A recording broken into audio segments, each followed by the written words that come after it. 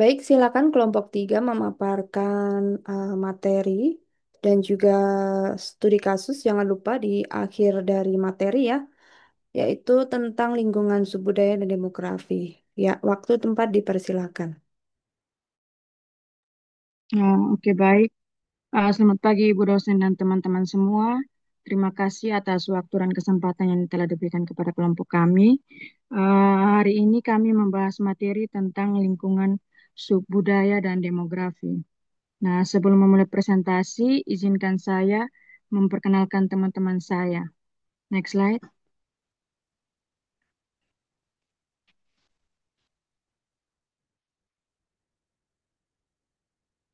Yang pertama ada Petrus S.J. Sebermoe. Yang kedua ada Kesia N.N. Manuain dan saya sendiri Loisa Adelia Besa dan teman saya Maria Kurnia Purnama. Baik, tanpa memperpanjang kata, kepada pemateri pertama saya persilakan.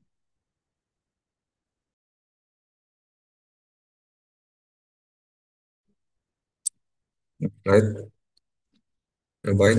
Saya di sini akan eh, menjelaskan mengenai gambaran umum suku budaya. Suku budaya adalah kelompok budaya yang berbeda yang ada dalam sebagai sebuah segmen yang dikenali dalam suatu masyarakat yang lebih besar dan lebih kompleks. Para anggotanya mempunyai kepercayaan, nilai-nilai dan kebiasaan yang membedakan mereka dari para anggota masyarakat yang sama pada waktu yang sama. Mereka memegang kepercayaan yang dominan dalam masyarakat secara keseluruhan. Subbudaya memiliki fokus yang lebih sempit daripada budaya. Pembagian subbudaya didasarkan pada berbagai variabel sosial budaya dan demografi, seperti kebangsaan, agama, lokasi geografis, ras, usia, gender, dan status pekerjaan. Budaya lokal yang berkembang pada umumnya mengikuti etnis masing-masing. Variabel lainnya yang mempengaruhi budaya lokal adalah agama, geografis, daerah, usia, serta jenis kelamin. Variabel tersebut dengan suku daya dalam beberapa hal karakteristik produk dapat disesuaikan dengan kebutuhan segmen pasar tertentu karena para konsumen secara serentak adalah anggota beberapa kelompok suku daya. Pemasar harus menentukan untuk kategori produk bagaimana keanggotaan suku daya tertentu saling berinteraksi untuk mempengaruhi keputusan pembelian konsumen. Suku budaya mempengaruhi pembelian konsumen melalui beberapa faktor. Yang pertama, afeksi dan kognisi. Afeksi merujuk pada perasaan suka atau tidak suka terhadap suatu produk dan atau objek, sedangkan kognisi adalah penilaian atau keyakinan. Kedua hal ini mempengaruhi sikap konsumen. Suku budaya dapat mempengaruhi bagaimana individu memproses informasi, penginterpretasian pesan, dan bentuk sikap terhadap produk atau merek. Yang kedua, perilaku. Perilaku konsumen adalah cara individu bertindak dalam pembelian yang dipengaruhi oleh faktor internal, misalnya nilai pribadi, dan faktor eksternal, misalnya pengaruh sosial dari suku budaya. Yang ketiga adalah lingkungan sosial. Lingkungan sosial termasuk suku budaya berperan besar dalam membentuk pembelian konsumen. Teori Gaslat adalah Teori Gaslat dan lapangan menunjukkan bahwa kekuatan sosial dan budaya seperti yang ada dalam subbudaya dapat mempengaruhi bagaimana konsumen menerima dan menanggapi informasi pemasaran yang ditampilkan melalui iklan, surat kabar, dan media massa. Next slide. Ada 6 subbudaya demografi. Yang pertama, subbudaya etnis. Subbudaya etnis adalah kelompok orang yang memiliki ciri khas nilai, persepsi, dan kognisi bersama yang terbentuk dari segi fisik, agama, geografis, atau faktor lainnya. Nilai-nilai ini relatif stabil dan tidak mutlak.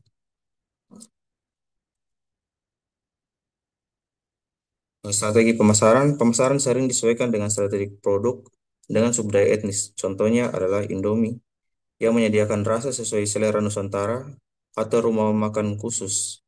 Rumah makan khusus etnis, misalnya rumah makan Padang, rumah makan Minggu, rumah makan Betawi, yang menarik dari etnis tertentu.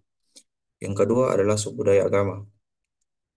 Subbudaya agama memiliki pengaruh penting terhadap konsumsi suatu masyarakat. Kelompok agama seringkali memiliki preferensi dan tabu spesifik. Pemasar harus memperhatikan kondisi ini. Contohnya seperti di Indonesia, dengan mayoritas penduduk beragama Islam, produsen harus memastikan produk yang berhubungan dengan makanan memiliki sertifikat halal. Konsumen Muslim sangat memperhatikan kehalalan produk sebelum membeli. Dan juga contoh lain seperti di Bali, yang mayoritas penduduknya beragama Hindu, seorang pemasar harus memastikan produk makanan tidak mengandung daging sapi, karena daging sapi adalah hewan yang dihormati dalam agama Hindu. Yang ketiga adalah subbudaya geografis dan regional. Subbudaya berdasarkan faktor geografis merupakan strategi pemasar yang menargetkan sebuah geografis yang berbeda. Keputusan dalam mendesain produk yang mengacu pada hal ini memiliki dua pendekatan utama. Yang pertama, operasional produk dalam satu atau beberapa wilayah geografis. Produk hanya beroperasi atau dipasarkan di wilayah geografis tertentu. Yang kedua, yaitu operasional produk di semua wilayah dengan memperhatikan variasi kebutuhan dan pemilihan geografis. Produk, produk dipasarkan secara luas, namun dengan penyesuaian untuk memenuhi kebutuhan dan preferensi yang berbeda di setiap wilayah geografis. Desain periklanan dan keunikan daerah. Desain periklanan lokal sering digunakan untuk menciptakan desain yang sesuai dengan jenis produk. Perbedaan konsep acuan pada daerah tertentu dalam desain periklanan bertujuan untuk menonjolkan kekhasan daerah seperti seni dan budaya yang ada sebagai informasi penting untuk melekat pada produk. Yang keempat yaitu subbudaya usia. Usia dalam konteks pemasaran ini dibagi menjadi tiga jenis golongan utama. Yang pertama, golongan anak-anak. Masa pengembangan anak-anak adalah masa menuju keremajan yang melibatkan pengembangan fisik, motorik, bicara, sosial, bermain, kreativitas, moral, kepribadian, dan aspek lainnya. Pemahaman tentang pengembangan ini penting untuk menciptakan periklanan yang terkonsep dengan baik. Segmen pasar anak-anak seringkali mengarah pada produk pendidikan dan atau kelucuan dalam hiburan. Yang kedua, golongan remaja. Masa ini adalah masa penghubung atau transisi dari kanak-kanak ke dewasa. Periode ini ditandai dengan perubahan psikologis yang besar dalam menentukan diri, mencari nilai-nilai kebaikan, kebijaksanaan, keindahan, hingga mengidolakan tokoh tertentu. Pemasang iklan perlu membuat konsep iklan kreatif yang sesuai dengan psikologis segmen remaja. Yang ketiga yaitu golongan dewasa. Segmen pasar dewasa adalah yang terluas dibandingkan anak-anak dan remaja. Ciri-cirinya meliputi pemantapan letak kedudukan, orientasi tugas kebersamaan, dan sosioekonomi yang tinggi. Dalam membuat konsep iklan untuk segmen dewasa, pemasang iklan harus mempertimbangkan ciri-ciri spesifik segmen pasar dewasa. Yang kelima yaitu subbudaya jenis kelamin. Subbudaya jenis kelamin merujuk pada perbedaan dalam preferensi produk seni dan desain antara pria dan wanita.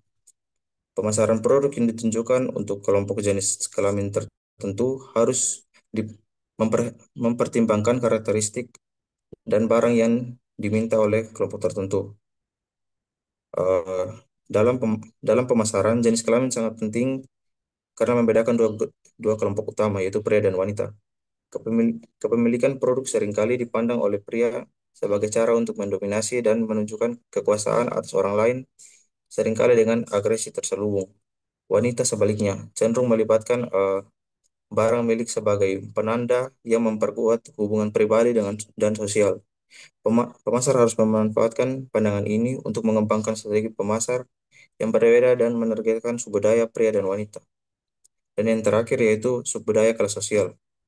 Cabang budaya masyarakat dapat dibedakan berdasarkan kelas sosial. Kelas sosial menunjukkan adanya kelompok-kelompok yang berbaik kesamaan dalam hal pendekatan, gaya hidup, kecenderungan konsumsi. Anggota kelas sosial mampu membeli produk atau jasa tertentu dan banyak indikator yang menunjukkan keanggotaan seorang dalam kelas sosial antara antara lain penghasilan, cara cara dan pilihan berbusana, cara berbicara, preferensi re- rekreasi dan sebagainya. Sekian dari saya. Kepada pemateri selanjutnya, saya persilakan. Baik, selanjutnya lintas budaya cross cultural consumer behavior. Dalam melakukan pemasaran yang melintas, batas-batas negara dituntut suatu interaksi dengan orang-orang dan lembaga-lembaga serta organisasi yang dikelola dalam lingkungan kebudayaan yang berbeda. Memahami tingkah laku konsumen bagi perusahaan yang memasarkan produknya dalam batas-batas suatu negara sudah cukup sulit. Pemasar internasional harus memahami perbedaan dan menyesuaikan produk serta program pemasarannya untuk memenuhi budaya dan kebutuhan untuk konsumen dalam berbagai pasar perbedaan-perbedaan. Sangat mempengaruhi perilaku pasar supaya berhasil di kancah mancanegara. Perusahaan harus memahami kultur, sangat mempengaruhi perilaku pasar supaya berhasil di kancah mancanegara. Perusahaan harus memahami kultur negara-negara. Next slide.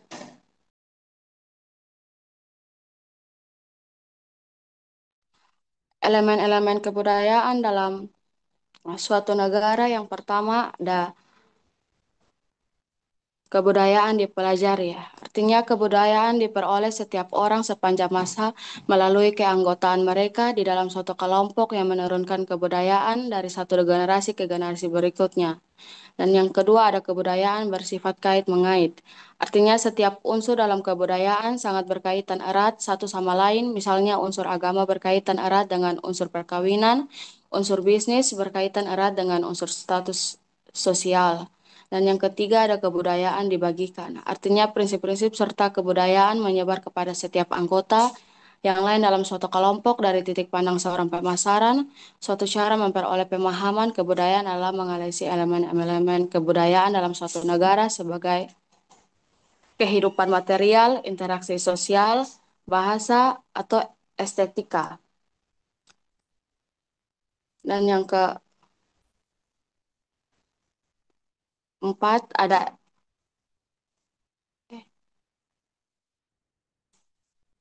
estetika meliputi seni drama, musik, kesenian rakyat, dan arsitektur yang terdapat dalam masyarakat. Nilai estetika dari suatu masyarakat tampak pada corak, bentuk warna, ekspresi, simbol, gerak-gerak, emosi, perawakan, dan bernilai dan berkaitan dengan suatu budaya tertentu. Dan yang kelima ada nilai dan sikap. Setiap kultur mempunyai seperangkat nilai dan sikap yang mempengaruhi hampir segenap aspek perilaku manusia pada pembawa keteraturan suatu masyarakat individunya. Dan yang keenam ada agama dan kepercayaan. Agama mempengaruhi pandangan hidup, makna dan konsep suatu kebudayaan. Oleh karena prinsip dan sikap agama mungkin sangat mempengaruhi pemasaran barang dan jasa, maka pemasaran internasional harus peka terhadap prinsip agama. Dan yang ketujuh ada edukasi. Edukasi meliputi proses penerusan keahlian, gagasan sikap, dan juga pelatihan dalam disiplin tertentu. Salah satu fungsi edukasi adalah mentransmisikan kultur dan tradisi yang ada ke generasi baru. Dan yang kedelapan ada kebiasaan-kebiasaan dan karma. Kebiasaan adalah praktek-praktek yang lazim atau mapan. Tata krama adalah perilaku-perilaku yang dianggap tepat di dalam suatu masyarakat tertentu. Dan yang kesembilan ada etika dan moral.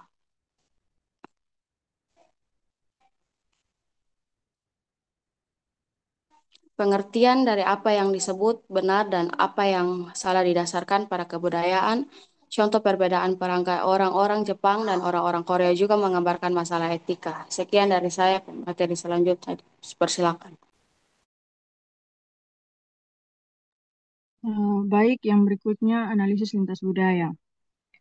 Nah, analisis lintas budaya itu adalah membandingkan persamaan dan perbedaan budaya, baik dari cara hidup maupun kebiasaan. Dalam dunia pemasaran ini penting supaya kita tahu apa strategi pemasaran di dalam negara bisa langsung dipakai di luar negeri atau harus diubah sesuai budaya setempat. Nah, hal ini mempengaruhi cara orang membeli, desain produk, promosi, distribusi, sampai penentuan harga.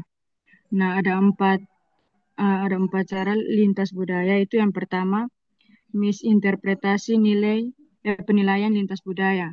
Nah, kalau perusahaan tidak berhati-hati bisa salah paham dalam menilai budaya lain. Ada tiga pendekatan yang bisa muncul, yaitu yang pertama, etnosentrisme atau menganggap budaya kita paling benar. Jadi produk yang laku di dalam negeri pasti laku juga di luar negeri. Yang kedua, asimilasi atau menganggap karena di Amerika banyak campuran budaya, berarti produknya pasti cocok di semua negara. Yang ketiga, pandangan tuan rumah. Justru melihat kondisi budaya setempat jadi strategi yang dipakai menyesuaikan dengan ciri khas negara tujuan. Nah, langkah-langkah analisis lintas budaya biasanya meliputi yang pertama, cari tahu motivasi konsumen di budaya itu. Yang kedua, pahami pola perilaku mereka. Yang ketiga, tahu nilai-nilai budaya yang relevan dengan produk. Yang keempat, lihat bagaimana mereka ambil keputusan. Yang kelima, sesuaikan mode promosi dengan budaya lokal. Yang keenam, pilih lembaga atau mitra yang cocok menurut pandangan konsumen setempat. Nah, yang kedua ada adaptasi budaya. Nah, adaptasi budaya artinya menyesuaikan bisnis dengan ciri khas masyarakat setempat. Nah, ada tiga lingkup utama, yaitu yang pertama produk. Nah, produk bisa dimodifikasi, misalnya disesuaikan dengan iklim, warna favorit, atau kebiasaan lokal. Yang kedua, institusi atau organisasi. Cara kerja perusahaan juga bisa menyesuaikan. Contohnya, perusahaan Amerika di Spanyol memberikan karyawan waktu istirahat siang. Yang ketiga, individu. Nah, orang yang bekerja di negara lain harus bisa lepas dari kebiasaan pribadi dan ikut menyesuaikan dengan budaya setempat, misalnya cara berinteraksi, jam kerja, atau aturan sosial. Yang ketiga, perilaku pembeli dalam suasana global. Nah, supaya paham konsumen luar negeri, pemasar harus yang pertama mengidentifikasi pemasaran dan perbedaan dengan konsumen lokal. Yang kedua, memilih model atau teori perilaku konsumen yang sesuai. Yang ketiga, mengubah penerapannya agar cocok dengan kondisi pasar. Yang keempat, menafsirkan hasil sesuai konteks budaya negara itu. Yang keempat, membedakan strategi lokal dan global. Yang pertama, pasar industri, misalnya perusahaan membeli mesin atau bahan baku. Faktor budaya tidak terlalu berpengaruh karena mereka lebih fokus ke fungsi dan harga. Yang kedua, pasar konsumen. Pembeli untuk kebutuhan pribadi, misalnya makanan, pakaian, dan hiburan. Nah, pasar ini sangat dipengaruhi budaya dan sosial. Jadi strategi harus lebih peka terhadap budaya lokal. Next slide.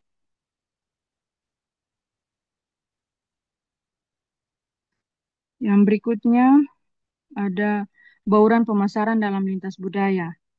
Nah, yang pertama itu organisasi perusahaan.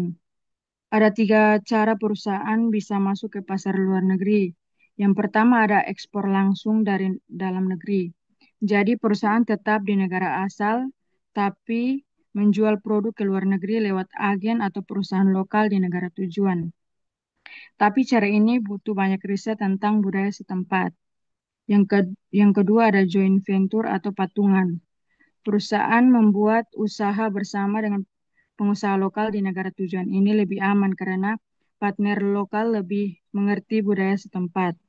Yang ketiga, membuat perusahaan sendiri di negara tujuan. Nah, semua kepemilikan punya perusahaan asing tanpa melibatkan pengusaha lokal. Nah, potensi untung besar, tapi resikonya juga tinggi. Misalnya ada aturan pemerintah yang ketat atau bahkan nasionalisasi. Yang kedua, ada rencana standarisasi. Dalam pemasaran internasional, ada beberapa hal penting yang harus disesuaikan dengan budaya negara tujuan. Yang pertama, ada produk. Nah, ada empat strategi produk di pasar internasional, yaitu yang pertama, straight extension. Nah, produk yang sama dijual di semua negara tanpa perubahan. Yang kedua, ada produk adaptation atau produk disesuaikan dengan kebutuhan lokal, misalnya ukuran atau fitur. Yang ketiga, backward invention atau produk lama yang sederhana dijual di negara berkembang. Yang keempat, forward invention atau terus mengembangkan produk baru yang lebih unggul. Yang kedua, distribusi. Nah, distribusi di pasar internasional biasanya lebih panjang dan rumit. Hal ini perlu dipertimbangkan jalur distribusi yang ada, contohnya biaya, perbedaan kebiasaan distribusi, dan seberapa efektif saluran distribusi itu. Yang ketiga, promosi. Nah, promosi global penting supaya merek dikenal di banyak negara, tetapi promosi lokal juga penting supaya bisa diterima budaya setempat. Hati-hati promosi juga, terutama iklan sering jadi area yang paling rawan atau salah paham budayanya. Yang terakhir, harga. Nah, harga ditentukan oleh bagaimana konsumen menilai produk, baik dari persepsi, nilai yang mereka bayangkan, maupun nilai aktual dari produk itu sendiri. Kepada pemateri selanjutnya, saya persilakan.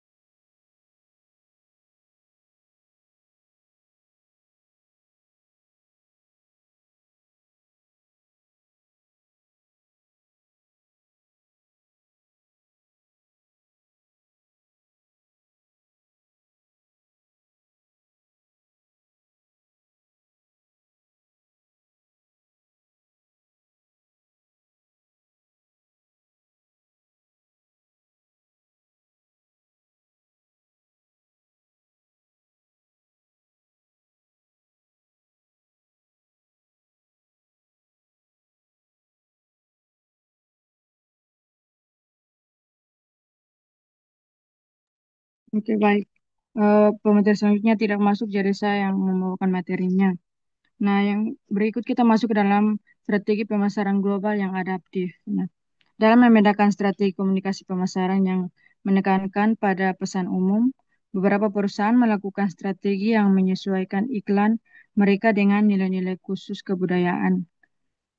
Contohnya, McDonald's adalah contoh perusahaan yang mencoba untuk melokalisir iklannya di tiap pasar yang mempunyai kebudayaan yang berbeda dengan cara membuat perusahaan lokal, contohnya Ronald McDonald yang telah berganti nama menjadi Donald McDonald di Jepang karena bahasa bahasa Jepang tidak mengandung bunyi R sebagai tambahan.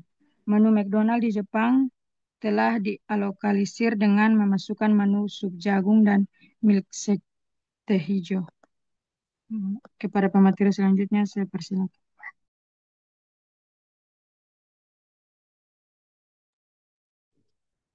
Baik, di sini saya akan menjelaskan tentang studi kasus. Studi kasus yang kami ambil di sini yaitu teh botol sostro. Teh botol sostro adalah merek minuman teh dalam kemasan yang sudah sangat populer sejak tahun eh, 1969. Mereka berhasil mempertahankan posisinya dengan memahami budaya dan demografi konsumen Indonesia. Faktor utama keberhasilannya itu yaitu pendekatan budaya. Teh Teh teh botol sostro memposisikan dirinya sebagai minuman yang cocok untuk acara kebersamaan seperti arisan, hajatan, atau kumpul keluarga. Mereka juga menyesuaikan diri dengan tren anak muda, misalnya dengan kampanye yang mengaitkan produk mereka dengan gaya hidup modern seperti nongkrong di kafe. Selain itu, eh, merek ini juga kuat berakar dari budaya tradisional Jawa. Yang kedua yaitu faktor demografi. Usia produk ini eh, menyasar semua segmen, tapi fokus utamanya itu remaja dan dewasa muda yang berkisar dari 15 tahun sampai 35 tahun karena mereka paling sering menciptakan tren. Kedua, lokasi. Distribusi produknya terbesar di seluruh Indonesia, tetapi paling kuat di Jawa Tengah. Yang ketiga yaitu strategi pemasaran. Slogan, slogan mereka itu mereka mempunyai slogan yang dikenal dengan apapun makanannya, minumannya, teh botol sostro. Mereka aktif mensponsori acara musik, festival kuliner, dan berkolaborasi dengan komunitas anak muda. Dampak dan kesimpulan yaitu teh botol sostro teh botol sostro, maaf, teh botol sostro berhasil menjadi merek budaya kultural brand. Bukan hanya sekedar minuman, produk ini dianggap sebagai simbol kebersamaan. Keberhasilan mereka terletak pada kemampuan membaca dan memanfaatkan nilai-nilai budaya dan demografi konsumen yang membuat merek ini tetap relevan dan kuat selama lebih dari 50 tahun. Sekian penjelasan dari saya. Pada pemateri selanjutnya saya persilakan. Next slide. Next slide.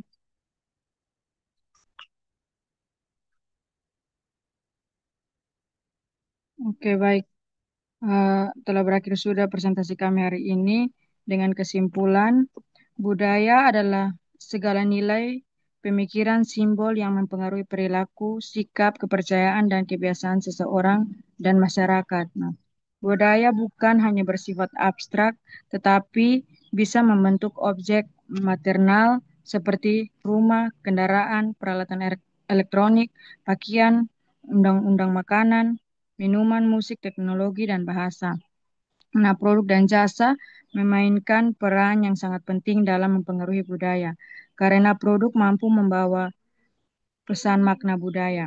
Makna budaya adalah pindahan ke produk dan jasa, dan produk kemudian dipindahkan ke konsumen dalam bentuk pemikiran produk atau possession ritual, pertukaran atau exchange ritual, pemakaian atau grooming ritual, dan pembuangan atau di disfacement ritual.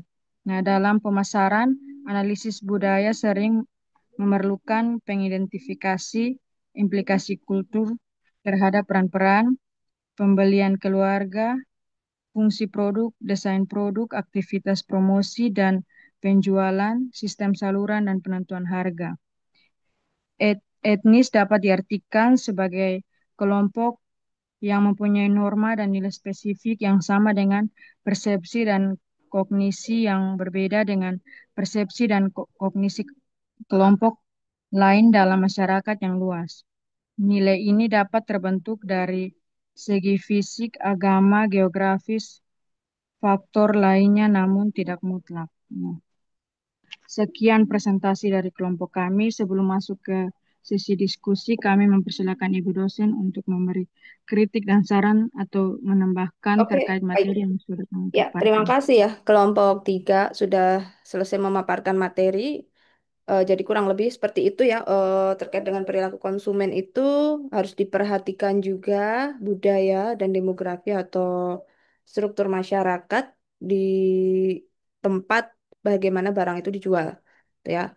Untuk masukan dan sarannya sama ya, hampir sama di kelompok-kelompok lain. Jadi setiap materi seperti memaparkan faktor-faktor, dampak itu harus ada teori ahli sumbernya dari mana. Itu belum ada di situ source-nya dari jurnal apa, tahun berapa, judul jurnalnya apa, bukunya siapa, misalnya Kotler tahun berapa, bukunya apa. Nah, itu belum ada juga. Dan ketika itu belum ada, itu nanti mempengaruhi nilai. Jadi masukan ya untuk kelompok berikutnya, kalau bisa sudah ada saran yang Ibu berikan tadi.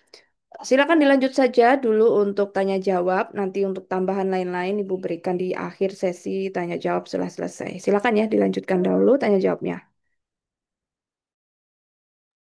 Oke, baik.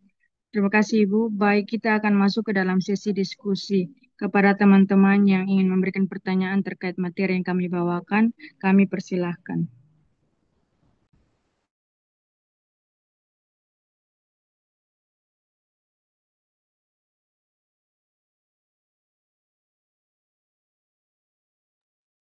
Atau langsung menjawab pertanyaan yang sudah diberikan di grup WhatsApp terlebih dahulu saja, boleh. Baru nanti yang hari ini ingin bertanya bisa menggunakan kolom chat di Zoom atau di grup WhatsApp ditambahkan saja.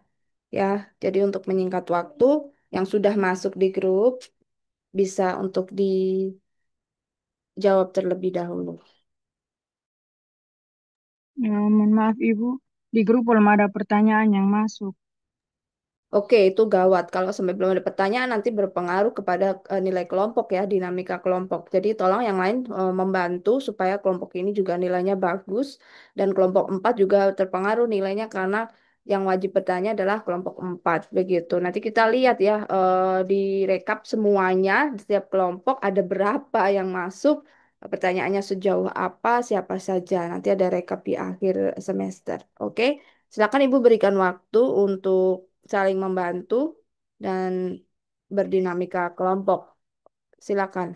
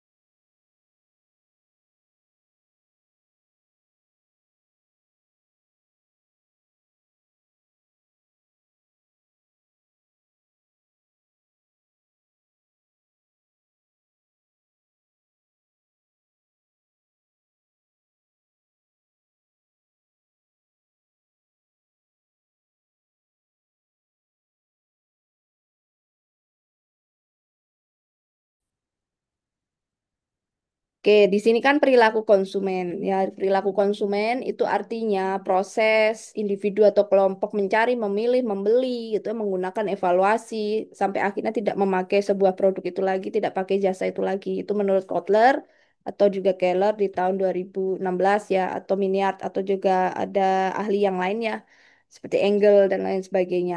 Oke. Nah, Di sini ada kaitannya dengan budaya atau subculture, subbudaya. Di sini artinya kelompok masyarakat, bagian dari masyarakat ya, kelompok ya. Kalau culture kan masyarakat itu sendiri, culture-nya Indonesia gotong royong, culture-nya Indonesia makan nasi gitu kan.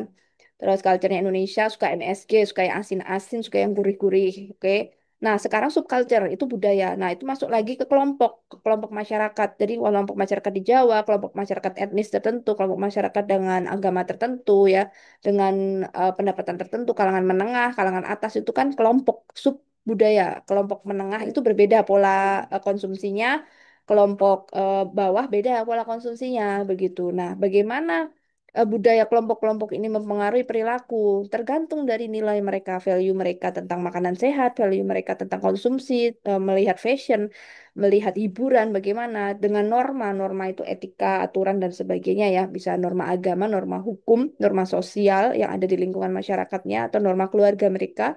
Ada juga simbol, ritual, bahasa dan identitas itu mempengaruhi gitu ya. Misalnya adalah komunitas hobi itu dia punya pangsa pasar sendiri, agama itu suku dengan agama tertentu, wilayah tertentu dengan mayoritas agama tertentu itu punya kecenderungan mengkonsumsinya tuh berbeda, gayanya ya style konsumsinya berbeda. Nah, disinilah akhirnya membentuk preferensi atau sebuah POV atau sudut pandang mengkonsumsi barang ya paham ya di sini pengaruh subbudaya. Jadi kalau jual barang itu jangan asal jual, makanya ketika ditanya dijual ke siapa ya harus tahu subbudayanya itu apa. Ketika mau dijual ke seluruh Indonesia, Bu, ngawur aja seluruh Indonesia tuh Indonesia yang sebelah mana gitu kan. Pulau mana, terus ke siapa, umur berapa, budayanya bagaimana, demografi karakteristik populasinya seperti apa. Ketika membuat bisnis plan yang akhirnya nanti butuh modal dari bank ya, butuh modal dari bank, kan kita kadang butuh kucuran dana ya UMKM. Itu juga nanti ditanya di bagian apa namanya pangsa pasarnya siapa. Itu harus detail sekali ya, harus detail sekali. Bank tidak gampang mengeluarkan modal kalau tidak jelas ini dijual ke siapa. Kadang ketika lomba eh, bisnis plan itu kan ada juga ini pangsa pasar siapa, konsumen siapa. Yang jelas Gen Z Bu gitu. Seluruh Indonesia kan sangat umum, harus jelas banget ya Gen Z itu backgroundnya apa dulu. Gen Z ada yang udah kerja, Gen Z yang masih bau kencur, yang baru bangun tidur, yang belum tahu tentang dunia kerja, itu jenis kelaminnya cowok apa cewek itu beda. Cowok cewek aja sudah beda ke preferensi konsumsinya gitu ya. Udah kerja aja kerja pendapatannya berapa. Ada yang Gen Z yang langsung ini loh posisinya tinggi juga ada di Jakarta gitu ya. Ada jadi project manager juga ada gitu loh di sosmed di ini ya di startup begitu banyak ya lalu pendidikannya pekerjaannya itu demografi ya kalau subculture itu terkait dengan kelompok masyarakat terpengaruh nilai norma simbol bahasa etnis dan sebagainya. Nah kalau demografi ini karakteristik populasi ada jenis kelamin cowok cewek pendapatan laki perempuan sudah menikah atau tidak pekerjaan ukuran keluarga anak satu anak dua punya suami berapa istri berapa siklus hidupnya bagaimana, lokasinya di kota apa di desa itu demografinya. Segmentasi inilah yang akan membedakan pola konsumsi. Jadi ini sangat penting sekali belajar tentang subbudaya dan demokrasi di perilaku konsumen gitu ya. Lalu ini kaitannya nanti apa? Ketika subbudaya dan demografi dipelajari, kaitannya adalah di strategi pemasaran yang akhirnya nanti perilaku ini yang sebagai dasar berstrategi si perusahaan ya. Strategi pemasaran itu apa aja? Teori strategi pemasaran kalau menurut Kotler, menurut Eker gitu ya, menurut Hermawan Kertajaya itu ada disebut dengan 4P, 7P yang Anda pernah belajar ya 4P, misalnya produk, price gitu ya, place, tempat distribusi jualannya, tokonya, and promotion itu 4P. Itu baru 4P. Bauran pemasaran, marketing mix ya. Nah, strategi pemasaran itulah yang akan dijadikan target dari jualan orang-orang atau pebisnis ini gitu. Ketika melihat perilaku konsumen berdasarkan subculture dan demografi ya, itu baru 4P. Nanti kalau ada yang 7P itu terkait dengan people, orang-orangnya yang menjual, SPG-nya, brand ambassador-nya, ada prosesnya seperti apa, organik atau tidak, atau pakai industri gitu ya. Terakhir ada physical evidence itu yang 7P ya.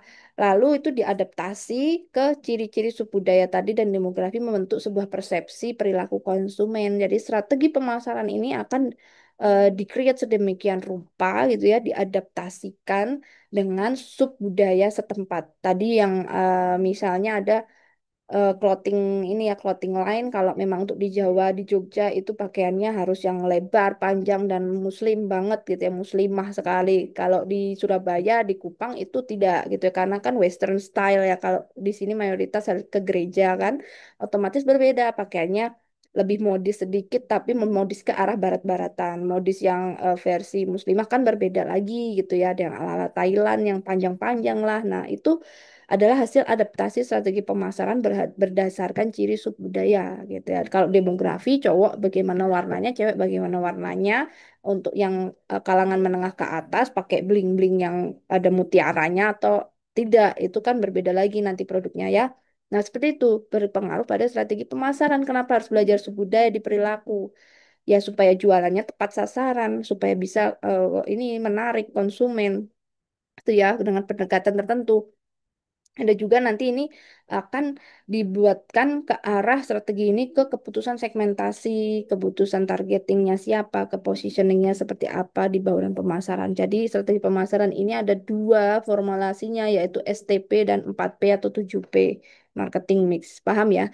Nah, sehingga intinya di sini ya pemasar atau perusahaan di bagian marketingnya itu sendiri ya di kantor bagian marketing dari sebuah industri bisnis itu harus memetakan suku budayanya bagaimana, demografinya bagaimana, sehingga merancang proporsi atau merancang sebuah nilai eksekusi 7P atau bauran pemasaran yang relevan, strategi yang relevan, sehingga persepsi konsumen ini nanti ya atau perilakunya ini nanti, niat belinya, keinginan belinya, sikapnya, mau beli banyak, mau beli sedikit, mau beli dengan diskon, mau beli tidak diskon gitu kan, mau beli di mana itu, kapan, dengan dengan dengan bayar ini apa namanya kontan atau tidak, dan akhirnya loyal atau beli terus-menerus tidak berganti merek lain. Nah, inilah fungsi dari mempelajari subbudaya dan juga demografi. Paham ya dari situ secara sekilas. Tunggu sebentar ya. Pause pause dulu. Oke, kita lanjut lagi tentang bisa di next ini slide-nya Ibu mau cek dulu slide teman-teman yang kelompok 3. Tolong lanjut slide-nya next.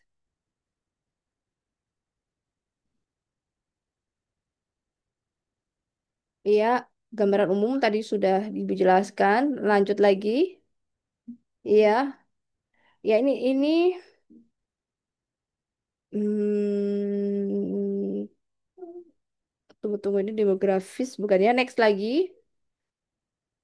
Iya, betul si jenis kelamin demografis. Kalau nilai norma identitas seperti agama itu di budaya ya teman-teman, etnis, suku, agama, hobi itu ada di culture, nilai value itu di culture. Next lagi. Oke, oh ya sudah ada dari ahli yang menyatakan perspektif tujuan kontemporer dari perilaku konsumen di cross cultural. Tapi ini cross culturalnya antar budaya. Bisa next lagi.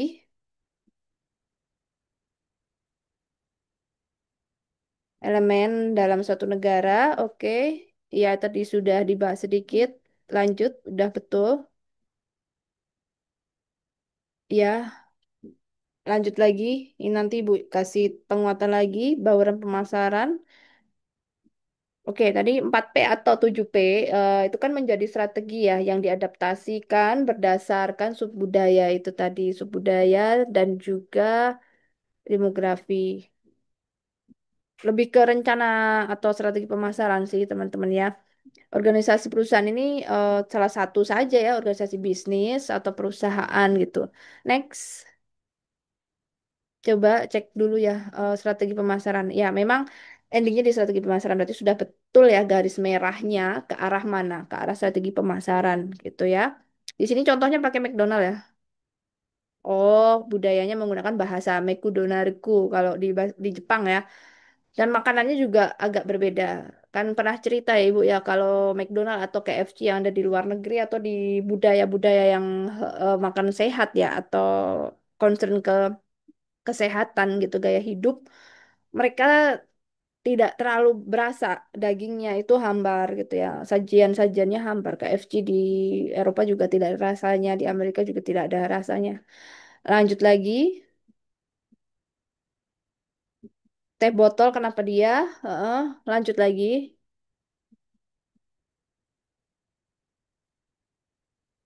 Oh, menggunakan ini ya, packaging dengan cultural brand, tetapi manfaat atau tujuannya apa? Kita cek kembali analisis ya. Oke, next lagi. Bahkan Starbucks juga ikut ya. Dia ada desain tumbler yang dijual di setiap counternya di setiap kota itu ada ini apa sama seperti Sosro sih desainnya mulai ikut lokal ya. Ada kalau di Jawa Barat dia ada gambar khusus gitu ya untuk budaya di Jawa Barat. Kalau dijualnya di Surabaya Jawa Timur ya udah yang dijual di situ desainnya desain ini apa Tugu Surabaya itu ya.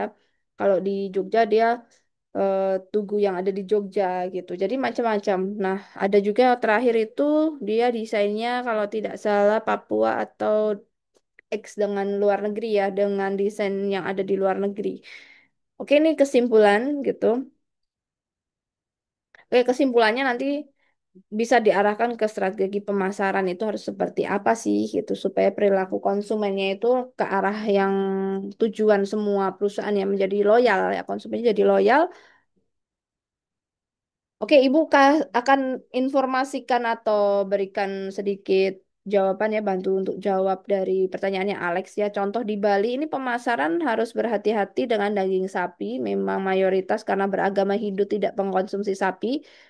Lalu bagaimana perusahaan mengidentifikasikan, menargetkan spesifik gitu ya, supaya tidak melanggar norma. Ya tentu saja kan sudah dipikirkan masak-masak ya, misalnya kornet, daging kornet, atau juga McDonald di sana gitu kan. Itu tentu saja pangsa pasarnya tidak untuk masyarakat lokal ya teman-teman. Tetap ada dijual produk-produk daging sapi tetap dijual, tetapi kan tentu saja mereka ini karena mayoritas jadi tidak banyak gitu ya karena bukan pasar yang utama. Justru yang banyak di sana itu daging B2 gitu. Di sana makanan-makanan barat seperti ini apa namanya? Aku lupa ya istilah ini pork kalau yard ya lard atau apa itu ya itu malah banyak ya beef yang bukan beef ya daging olahan yang B2 itu malah lebih banyak di sana. Jadi di sini artinya perusahaan dapat mengidentifikasikan dalam konteks digital. Kalau digital mungkin tidak terlalu karena masyarakatnya banyak yang masih di pedesaan lokal yang kotanya lebih sedikit persennya dan kebanyakan adalah pendatang gitu ya teman-teman atau juga kebanyakan malah orang asing saat ini begitu. Oke. Supaya tidak melanggar norma, tentu saja para pemasar ini mengiklankannya juga di daerah tertentu saja yang dari bahan daging sapi. Kalau memang daerah situ, kan ada ya tidak semua di Bali itu isinya orang Hindu. Ada yang satu desa itu Muslim juga ada. Mungkin di situ baru deh mulai ada pemasaran yang sekiranya pas gitu ya untuk mereka. Oke, kita lanjut lagi ke pertanyaannya Purnama. Studi kasus teh botol ya dibahas di sini ditanyakan ada cultural brand. Pertanyaannya kenapa teh botol menjadi dianggap sebagai cultural brand? Karena kan dia menggunakan desain apa nah tadi desain yang menggambarkan budaya yang ada di Indonesia begitu. Belum pernah ada ya untuk produk minuman selain sosro begitu. Karena sehingga dikatakan sebagai cultural brand. Hanya itu sih yang menjadi keunggulan yang dikatakan cultural brand. Kenapa harus memanfaatkan budaya lokal? Karena tahu sekali bahwa sosro itu kan teh ya, minuman yang masyarakat Indonesia itu menjadi keseharian mereka gitu. Sudah menjadi konsumsi keseharian baik di pagi hari atau sore hari minum teh itu ya sehingga perlu ada packaging atau desain yang terkait dengan budaya masyarakat setempat begitu. Selanjutnya Sharon ada bertanya gitu, masih teh botol, apapun makanannya minumnya teh botol sosro. Tapi sekarang tampaknya kalau melihat dari survei kalah dengan teh pucuk. Nggak tahu kenapa. Katanya sih teh pucuk rasanya lebih enak katanya. Atau teh kotak. Tapi tetap aja di tukang bakso atau di restoran teh botol sosro selalu ada mesinnya, coolernya ya. Ini sangat berhasil tagline-nya, oke. Konteks persaingan yang modern seperti kopi tidak hanya minuman pendamping umum justru menghalangi sosro mengembangkan kategori masuk. Ini pertanyaannya agak membingungkan ya, Sharon untuk ini ya pertanyaannya. Yang mau ditanyakan apa nih gitu. Makanya mungkin yang jawab juga bingung ya. Ini pertanyaan kata tanyanya belum muncul. Nanti mungkin bisa disingkat saja kalimat tanya. Ini kan hanya penjelas gitu, sehingga nanti bertanyanya bisa diulang lagi, Sharon di grup kelompok, di grup WhatsApp, supaya nanti kan ketika kelompok tiga merekap di makalah, jadi tidak bingung, karena tetap harus dijawab di makalah ya. Begitu. Oke, misal nanti di persingkat saja ini bertanya kalimat tanyanya seperti apa. Bagaimana misalnya, bagaimana Sosro bisa mengembangkan rasa produk baru misalnya. Ini Ibu juga masih bingung ini pertanyaannya. Oke, itu saja ya kira-kira teman-teman materinya nanti ditunggu Ibu Ria. Nih kira-kira 9.15 tuh paling terlambat katanya Ibu Ria selesai supaya jam sisa waktu setengah jam kalian bisa pergi ke kampus. Kasih kesimpulan dulu deh. Itu ya. Kasih kesimpulan terhadap ini ya, dampak strategi pemasaran di mana ketika perilaku konsumennya ini di bawah sebuah lensa budaya gitu ya. Ada banyak dampaknya ya, ada dampak positif, kognitif, dampak metrik bisnisnya gitu atau resiko bila salah eksekusi, misal salah menampilkan packaging budaya lokal yang tidak diterima, itu kan berbahaya ya. Bisa terjadi resistensi dan boykot dari produk itu kalau resiko salah gitu eksekusi atau mix and match pricingnya tidak ini ya tidak pas, ada banyak terjadi di produk-produk tertentu ya, misalnya terjadi komplain atau budaya tidak akurat gitu ya, artinya tidak percaya atas brand itu. Nah, untuk dampak yang metrik bisnis ini bisa sih meningkatkan sebuah awareness, akhirnya kita tahu oh ya sosro yang ada gambarnya desain lokal nih, budaya lokal begitu. Atau ada penyelarasan lagi ya, komunitas tertentu akhirnya menyarankan, komunitas hobi menyarankan, lalu ada promosi di di area-area tertentu gitu kan. Nah, ini akhirnya menjadi sebuah dampak ya. Kurang lebih seperti itu. Nah, contoh tadi selain teh botol sosro, ada juga McDonald itu untuk yang luar negeri. Kalau yang dalam negeri itu seperti makanan-makanan lokal atau kosmetik ya, kosmetik halal perempuan misalnya, atau kosmetik yang non halal. Saya juga bingung halal dan non halal di kosmetik itu di bagian mananya. Kemungkinan di bagian bahan gitu ya mungkin. Tetapi kan tetap aja sebuah kosmetik pasti ada alkoholnya walaupun sekian persen 0,0%. Nah jadi saya bingung halal itu yang bagaimana untuk kosmetik gitu, karena menarik ya ada jurnal terkait hal ini, tidak hanya kosmetik, tidak hanya sekarang makanan. Jadi untuk sebuah cap halal itu sudah ke arah non makanan gitu. Tidak hanya kosmetik, tetapi ada juga pakaian gitu. Pakaian juga ke arah itu ya teman-teman ya.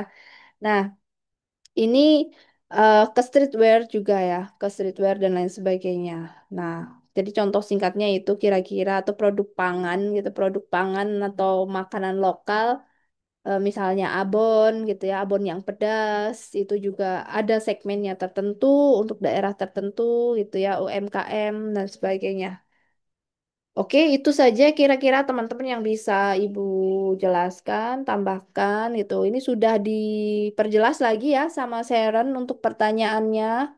Jadi seberapa besar resiko positioning teh botol sosro? Oke, sebagai minuman pendamping makan menghambat pengembangannya ke kategori manfaat baru di tengah persaingan yang modern seperti kopi. Oh, saingannya teh botol sosro dengan kopi. Memang sih berat sekali ya.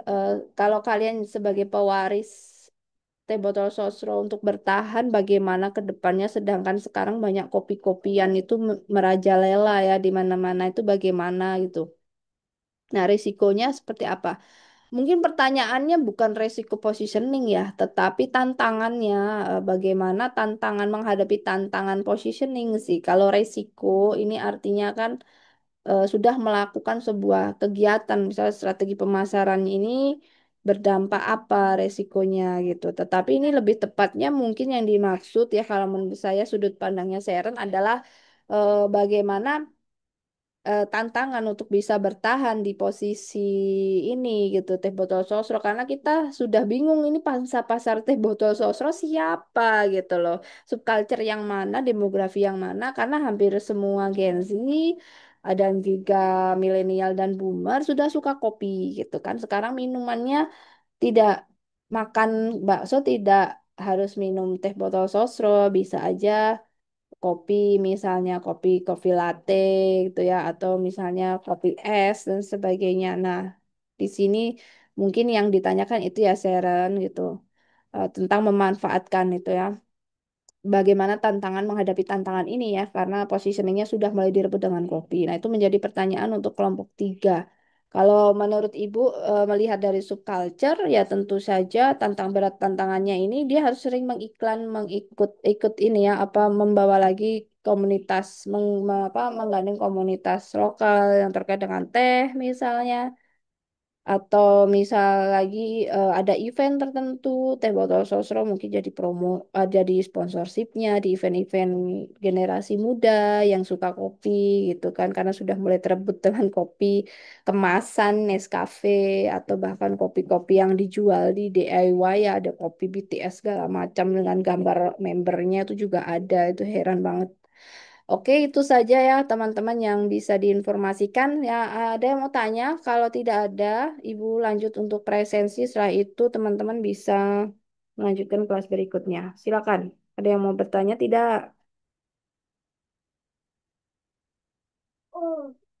Sudah jelas semua? Sudah, Ibu. Oke, sudah ya. Baik, silakan teman-teman untuk memperhatikan Ibu akan presensi kelas. Jadi bagi teman-teman dipanggil namanya untuk menyebutkan hadir ya. Eh, kenapa lo gini gagal?